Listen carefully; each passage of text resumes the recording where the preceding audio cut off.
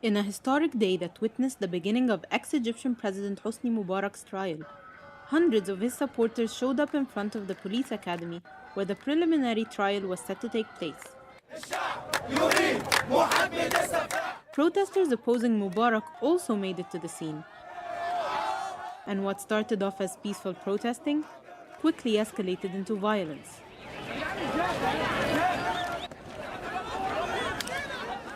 As the fighting heated up, the police stood idly by, watching, as the protesters from both sides clashed numerous times.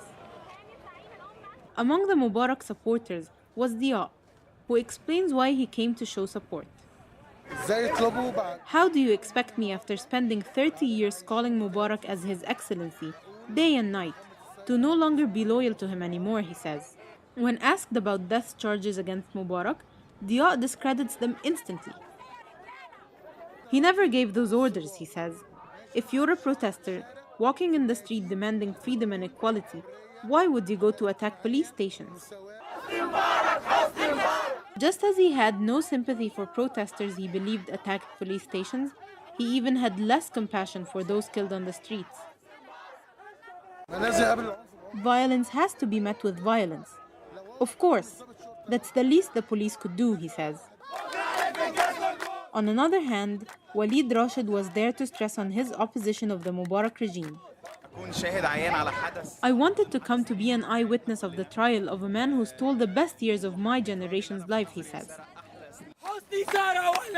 Walid, who says he isn't concerned with the trial's procedures, is mostly looking at the bigger picture. Now Egypt's image will forever remain as that of the first Arab country to start a revolution and manage to have the president on trial, he says. With the future of Mubarak, who's due back in court in 2 weeks, and his regime members put on trial still unclear, the future of the Egyptian revolution also remains ambiguous, as the struggle for democracy and acceptance seems to have a long way ahead. In Cairo, Farah Safayan for Daily News Egypt.